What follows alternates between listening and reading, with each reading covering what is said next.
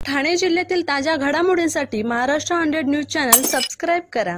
आमच्या बेल आयकॉनला प्रेस करायला विसरू नका. आदिवासी क्रांती सेनेचं मुरबाड तहसीलदार कार्यालयासमोर आंदोलन. येणाऱ्या 2024च्या लोकसभा निवडणुका डोळ्यासमोर ठेवून केंद्र सरकार व राज्य सरकारने सध्या रास्तभाव धान्य दुकानामध्ये 100 रुपयामध्ये 6 प्रकारच्या अन्नधान्य किटसोबत अंत्योदय योजनेमध्ये असणाऱ्या एका महिलेला या रेशनसोबत साडी वाटप केले.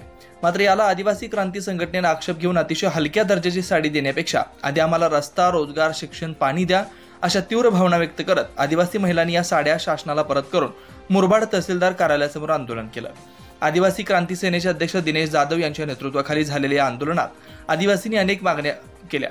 आदिवासींना रोजगार मिळावा, त्यांचं स्थलांतर थांबलं जावं, वाड्यापाड्यांना पाणी, रस्ते या सुविधा मिळाव्यात, दुर्गम भागातील ढासळलेली शासकीय आरोग्य सेवा अधिक सक्षम करावी या मागण्या करून यावेळी सरकारचा जोरदार घोषणा देऊन निषेध व्यक्त करण्यात आला.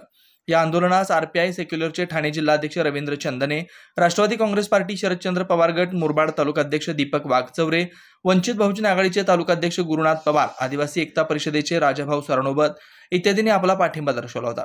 आंदोलनामध्ये तालुकाध्यक्ष मारुती वाघ, उपाध्यक्ष बाळा दळवी, बाळू लचका, सुनंदा खोडका, तानाजी भला, चिंतामण भांगरत, लक्ष्मण खंडवी, ताई पवार इत्यादींसह मोठ्या प्रमाणात महिला उपस्थित होत्या. सदर मागण्यांचं निवेदन नायब तहसीलदार कविता बांगर मॅडम यांना निवेदनात देण्यात आलंय. मुरबाड प्रतिनिधी शंकर करडे. जाधवजी, आज एकंदरीत आपलं जे आंदोलन आहे, जे आपण साडी रिटर्न केलेल्या आहेत महिलांकडून घेऊन, काय नेमकं काय कारण आहे?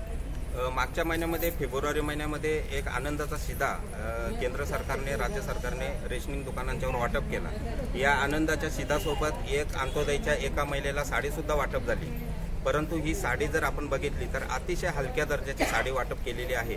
म्हणून आदिवासी क्रांती सेनेने निर्णय घेतला का अशी साडी वाटप करण्यापेक्षा सरकारने जर त्या बदल्यात आम्हाला थोडं धान्य वाढीव दिलं असतं तर कदाचित आमचे 10-15 दिवस अधिक चांगले गेले असते. आणि म्हणून आम्ही सर्वांनी ह्या साड्या तालुक्यात वाटप झालेल्या होत्या. त्यात सर्व साड्या या ठिकाणी जमा केल्या आणि ह्या मुरबाडच्या तहसीलदारांना दिल्यात. ह्या सरकारला तुम्ही साड्या परत द्या आणि त्या बदल्यात द्यायचं असेल तर आम्हाला धान्य वाढीव द्या, अशी आमची प्रामुख्याने मागणी आहे.